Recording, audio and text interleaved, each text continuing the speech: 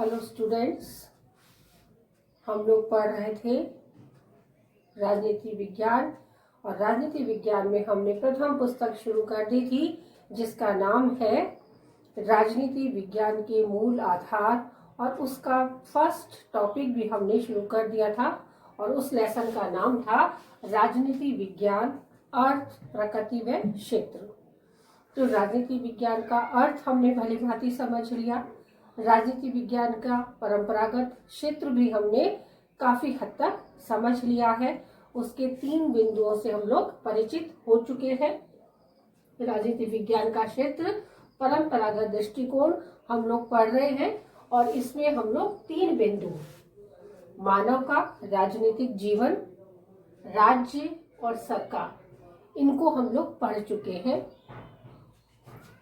मानव का राजनीतिक जीवन का अध्ययन राजनीति विज्ञान के क्षेत्र में किया जाता है। जैसा हमें ज्ञात है कि मानव जो है वो एक सामाजिक प्राणी है और सामाजिक प्राणी होने की वजह से उसके कई सारे आयाम हैं। उन समस्त आयामों का उसका सामाजिक जीवन अलग है, उसका धार्मिक जीवन अलग है, उसका नैतिक जीवन अलग है, उसका जो राजनीतिक जीवन अलग है। तो हमें मनुष्य के समस्त आयामों का अध्ययन नहीं करना है। हम केवल राजनीति विज्ञान में मनुष्य के राजनीतिक जीवन का अध्ययन करते हैं। उसके बाद में हमने राज्य को पढ़ा कि राज्य कैसा है, कैसा था, उसका हम ऐतिहासिक अध्ययन पढ़ते हैं। वर्तमान में राज्य कैसा है, उसका विश्लेषणात्मक अध्ययन हम लोग पढ़ते हैं। और भविष्य में राजनीति विज्ञान का राज्य कैसा होगा, इसकी परिकल्पनाएं हम लोग करते हैं। तो ये तुलनात्मक अध्ययन भी राजनीति विज्ञान के क्षेत्र के अंतर्गत आता है। इसे भी हम लोग पढ़ चुके हैं। और तीसरी बात है सरकार से, कि राज्य की अभिव्यक्ति का जो मूर्त रूप है वो क्या है, सरकार है। और इसी के माध्यम से राज्य अपनी इच्छा की अभिव्यक्ति करता है। कि राज्य में जो भी कायदे कानून नियम चलाए जाते हैं उन सभी नियमों में सरकार ही मूर्त रूप से हमें दिखाई देती है और उसी के कार्यों को हम राज्य की इच्छा मान लेते हैं। तो ये 3 पॉइंट हमने पढ़ लिए हैं और इसी क्रम में हम आगे बढ़ते हैं। और चौथा पॉइंट है स्थानीय, राष्ट्रीय व अंतर्राष्ट्रीय समस्याएं। जैसा इसके नाम से जाहिर हो रहा है, स्थानीय समस्या, राष्ट्रीय समस्या और अंतर्राष्ट्रीय समस्या। जैसे माना एक उदाहरण के लिए स्थानीय समस्या है कि जोबनेर में या फुलारा में या सांभर में पानी की सप्लाई प्रॉपर नहीं हो रही, ये एक स्थानीय समस्या है। या यातायात के साधन सुचारू रूप से नहीं चल रहे, ये स्थानीय समस्या है। तो इस स्थानीय समस्या को क्या दिल्ली की सरकार, केंद्र सरकार सुलझाएगी क्या? या अंतर्राष्ट्रीय लेवल की जो समस्या है वहां तक ये समस्याएं जाएंगी क्या? नहीं, ये समस्या स्थानीय है तो इनका निवारण भी स्थानीय आधार पर ही होना चाहिए। और ऐसा ही इसी का जब वृहद रूप हम लेते हैं, उसके बड़े रूप में जिस समस्या का रूप पूरा राष्ट्रीय है, राष्ट्रीय का अर्थ ऐसी समस्या जैसे भारत की एक समस्या है, बेरोजगारी की समस्या है, आतंकवाद की समस्या है, यहाँ पर दहेज प्रथा है, बाल विवाह है, ऐसी बहुत सारी कुप्रथाएं हैं जो समाज में व्याप्त है और जिन पे कानून बनाए जाने आवश्यक है। तो ऐसी राष्ट्रीय समस्याओं का समाधान राष्ट्रीय लेवल पर ही होना चाहिए। और इसी तरह से तीसरी और भी बड़ी समस्या, जब विश्व के अंदर कोई समस्या उत्पन्न होती है, जैसे पर्यावरण की समस्या है, ग्लोबल वार्मिंग जिसे हम कहते हैं, ऐसी बड़ी समस्या ग्लोबल वार्मिंग है, कुपोषण है, बेरोजगारी है, भ्रष्टाचार है। तो ये समस्याएं बड़ी समस्या है अंतर्राष्ट्रीय लेवल की। तो इन समस्याओं का समाधान अंतर्राष्ट्रीय लेवल पर ही होना चाहिए।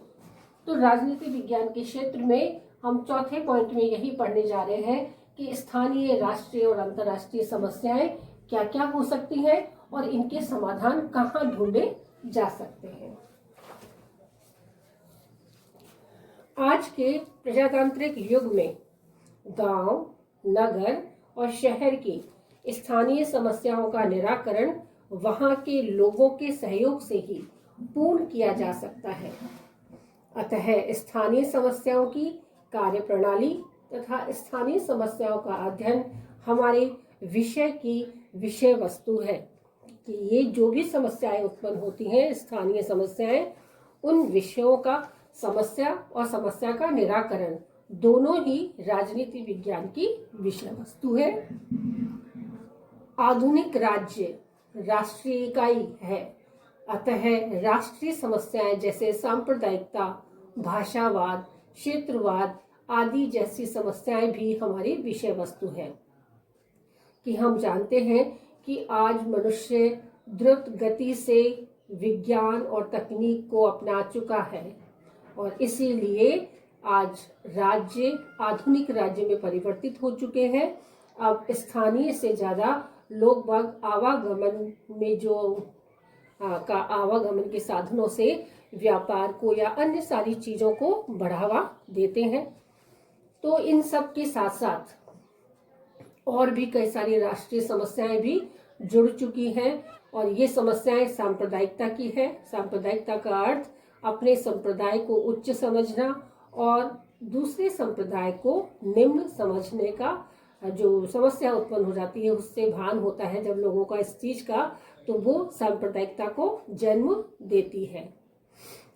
भाषावाद, भाषा को लेकर उच्चता और निम्नता का आभास दिलाना या फिर अपनी भाषा पर इतना अधिक गर्व होना कि उसे राष्ट्रभाषा घोषित कर दी जाए, ऐसी उम्मीदें लगा के बैठना, या क्षेत्रवाद जैसी समस्या कि हमारे राज्य का क्षेत्रफल छोटा है, इससे कहीं ना कहीं से इसमें और भी चीज़ें जुड़ सकती हैं, जोड़े जाए। तो ऐसी जो समस्याएं हैं वो राष्ट्रीय समस्याएं हैं और इनका समाधान भी राजनीति विज्ञान की विषय वस्तु में शामिल है।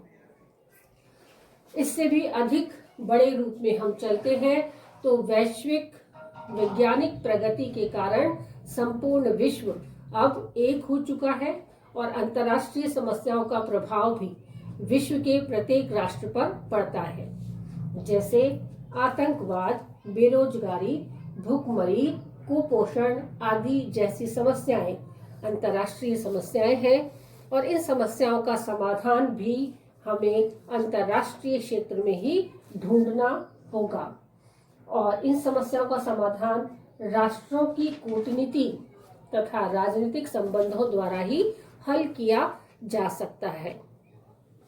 तो ये जो बातें हैं स्थानीय, राष्ट्रीय और अंतर्राष्ट्रीय समस्याओं की, तो ये हमारे जो राजनीति विज्ञान का क्षेत्र है उसकी प्रमुख विषय वस्तु के अंतर्गत आता है।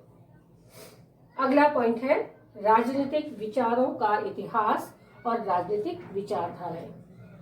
हम सभी जानते हैं कि राजनीति विज्ञान एक समृद्ध विज्ञान है। ज्ञान का भंडार एक लंबे समय से चला आ रहा है और उस ज्ञान के इतिहास को हम अपने क्षेत्र के अंतर्गत रखते हैं, क्योंकि प्राचीन समय में क्या व्यवस्था थी, उन व्यवस्थाओं में क्या दोष थे, उन दोषों का निवारण करके हम नई संस्थाओं का या नए विचारों के आगमन से ही अपनी अग्रिम जो समस्याएं हैं उनको हम सुलझा सकते हैं। तो राजनीतिक विचारों का इतिहास भी राजनीति विज्ञान के अंतर्गत बहुत महत्वपूर्ण स्थान रखती है। जो राजनीतिक विचारधाराओं के साथ शुरुआत हुई थी वो राजनीतिक विचारधारा कहीं ना कहीं अभी वर्तमान में अपना यदि धूमिल हो जाते हैं या फिर अपना महत्व खो बैठते हैं, तो उस समय भी उनकी महत्वता थी, लेकिन वर्तमान में हो सकता है कि उनकी महत्वता कम हो गई हो, लेकिन वो विचारधाराएं आज भी हमारे उस ऐतिहासिक ज्ञान को समृद्ध किए हुए हैं। तो ये भी हम अपने राजनीति विज्ञान के क्षेत्रफल में पढ़ते हैं कि वर्तमान राजनीतिक स्थिति को इतिहास की पृष्ठभूमि में ही भली भांति समझा जाता है। जैसे सुकरात, प्लेटो, अरस्तु, गांधी, अंबेडकर जैसे राजनेताओं और राजवेताओं का अध्ययन हम राजनीति विज्ञान में करते हैं, क्योंकि राजनेताओं का अध्ययन तथा राजनीति विज्ञान में हमारा क्या आदर्श होना चाहिए, वे हम जैसे सामान्य लोगों के लिए एक प्रेरणा बनते हैं। और इन्हीं विचारकों द्वारा प्रतिपादित अनेक विचारधाराएं जैसे व्यक्तिवाद, समाजवाद, साम्यवाद, गांधीवाद आदि बहुत सारी ऐसी विचारधारा है जो हमारे ज्ञान को समृद्ध और संतुष्ट करती है। अतः राजनीति विज्ञान इन समस्त विचारधाराओं का तुलनात्मक अध्ययन कर श्रेष्ठ आधुनिक राजनीतिक विचारधारा प्रस्तुत करते हैं। तो पुराने विचारों में कुछ नया जोड़कर ही नवीन विचारधारा का निर्माण होता है। तो ये पुरानी राजनीतिक विचारधाराएं जिनमें गांधीवाद, मार्क्सवाद, उदारवाद, ये जो विचारधाराएं हैं हमारे पास, अरस्तु, प्लेटो और सुकरात या जो भी एक्विनास जैसे बड़े बड़े जो पश्चिमी राजनीतिक विचारक हैं उनके विचार हो, या फिर भारतीय विचारकों के मनु कौटिल्य के विचार हो, हमारे लिए अधिक महत्वता रखते हैं, क्योंकि पुरानी सीढ़ियों पर चढ़कर ही हमें नई सीढ़ियों का आभास होता है कि हम कितनी ऊंचाई तक आ गए हैं। तो ये राजनीतिक विचार भी हमारे राजनीति विज्ञान के क्षेत्र को कहीं ना कहीं समृद्धि और संतुष्टि प्रदान करते हैं। अंतिम पॉइंट के रूप में हम पढ़ते हैं क्षेत्र के रूप में कि अंतर्राष्ट्रीय विधि एवं संबंधों और संगठनों का अध्ययन। जैसे कुआं छोटा होता है, उसकी सीमाएं निश्चित है, और उससे बड़ी जब हम देखते हैं कि छोटे छोटे जो लेक होते हैं, छोटे छोटे से बाव से बड़ी नदियां होती हैं, नदियों से बड़ा समुद्र होता है, तो कहीं ना कहीं इन सब का मिलान होता है अंतिम रूप में। और यही संबंध हमारी राजनीति विज्ञान में भी देखा जा सकता है कि जैसे हम सब स्थानीय हैं, राष्ट्रीय हैं और अंतर्राष्ट्रीय भी हैं, कि चाहे से हम विश्व के किसी भी कोने में रह रहे हों, लेकिन हमारे तार आत्मा से विश्व के प्रत्येक व्यक्ति से जुड़े हुए हैं। और ये अंतर्राष्ट्रीय विधि, ये अंतर्राष्ट्रीय विचारधारा या हमारी भारतीय सांस्कृतिक विरासत वसुधैव कुटुंबकम की जो रही है, वो अंतर्राष्ट्रीयता के संबंधों को और प्रगाढ़ करती है। इसीलिए हमारे जीवन में न केवल स्थानीय नियम, न केवल राष्ट्रीय नियम, बल्कि अंतर्राष्ट्रीय नियम या कानून भी हमारे संबंधों और संगठनों को बहुत अधिक महत्वपूर्ण स्थिति में ले आते हैं। तो इनका अध्ययन करना भी हमारे लिए उतना ही महत्वपूर्ण है जितना स्थानीय और राष्ट्रीय समस्याओं के अध्ययन का होता है। अंतर्राष्ट्रीय विधि का विकास कब व कैसे हुआ? अंतर्राष्ट्रीय विधि का वर्तमान स्वरूप क्या है? उनके पीछे कौन कौन सी शक्तियां हैं? अनादि काल से आदि का अध्ययन भी अंतर्राष्ट्रीय विधि के अंतर्गत किया जाता है। जैसे अंतर्राष्ट्रीय विधि के अंतर्गत हम बहुत सारे ऐसे पदों का निर्माण हम लोग करते हैं, ऐसे बहुत सारे नियम हैं जिनका हमें पालन करना होता है। जैसे राजदूतों की नियुक्तियां, प्रत्येक राष्ट्र अपनी सुख सुविधा के अनुसार दूसरे राष्ट्रों में राजदूतों की नियुक्तियां करता है। युद्धबंदियों के साथ कैसा व्यवहार किया जाएगा, ये भी अंतर्राष्ट्रीय विधि के अंतर्गत आते हैं। अंतर्राष्ट्रीय युद्ध के नियम क्या होंगे, ये सब बातें अब विकसित रूप ले चुकी हैं और बिना किसी के सम्मान किए जाए उसे संशोधित करके लागू भी किया जा सकता है। सभी अंतर्राष्ट्रीय राजनीति विज्ञान, अंतर्राष्ट्रीय जो विधि है, अंतर्राष्ट्रीय जो संगठन है, वो सभी राजनीति विज्ञान के क्षेत्र के अंतर्गत आते हैं।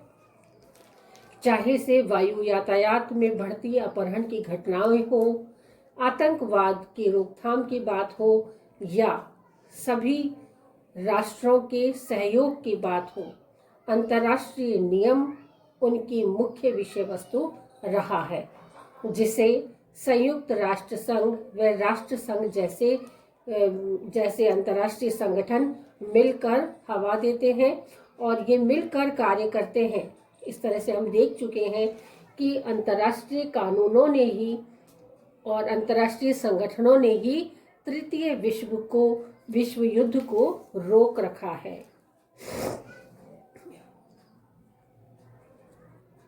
राज्य की उत्पत्ति के सिद्धांत या संप्रभुता के सिद्धांत, कानून, स्वतंत्रता, अधिकार, शासन के प्रकार, राजनीतिक दल, दबाव समूह, राजनीतिक अधिकार, शासन के प्रकार, राजनीतिक दल, दबाव समूह व राजनीतिक विचारधाराओं का अध्ययन भी राजनीति विज्ञान के क्षेत्र में आता जा रहा है। तो यहाँ थे ये परंपरागत दृष्टिकोण के अनुसार राजनीति विज्ञान का क्षेत्र। कुछ लाइनों में ही हम आधुनिक क्षेत्र की बात कर लेते हैं। और आधुनिक क्षेत्र जो है, हम देख रहे हैं कि राजनीति विज्ञान का जो क्षेत्र है वो निरंतर उसमें वृद्धि होती जा रही है, क्योंकि राजनीति विज्ञान का अध्ययन विषय गतिशील है। ये प्रयोगशालाओं में बैठकर पूर्ण करने जैसा कार्य नहीं है, बल्कि नवीन प्रवृत्तियां, जीवन की विविधता, प्रजातंत्र, जन लोक कल्याणकारी कार्य, आर्थिक विकास, वैज्ञानिक विकास आदि निरंतर प्रगतिशील कार्य हैं, क्योंकि वर्तमान में संपूर्ण विश्व अब एक इकाई बन चुका है, अर्थात राजनीति विज्ञान का क्षेत्र और भी अधिक व्यापक बन चुका है और इसकी भूमिका भी अब बहुत अधिक व्यापक बन चुकी है। तो इसके दृष्टिकोणों को यदि हम देखते हैं कि आधुनिक राजनीतिक विज्ञान का जो क्षेत्र है वो लगातार बढ़ता ही चला जा रहा है। राजनीति पहले एक संकुचित विचारधारा को लेके चलती थी, लेकिन धीरे धीरे जब समय गुजरता गया तो मनुष्य की सोच का दायरा भी बढ़ता चला गया और आज विश्व एक बन चुका है, एक अंतर्राष्ट्रीय इकाई बन चुका है। वैश्वीकरण के माध्यम से या भारत की सांस्कृतिक विरासत वसुधैव कुटुंबकम जैसी विचारों की यदि हम बात करते हैं या व्यापारिक संबंधों की हम बात करते हैं, तो आज विश्व एक इकाई बन चुका है और सभी राष्ट्र एक दूसरे पर अन्योन्य आश्रित है और इसी वजह से राजनीति विज्ञान का जो क्षेत्र है वो लगातार बढ़ता ही जा रहा है।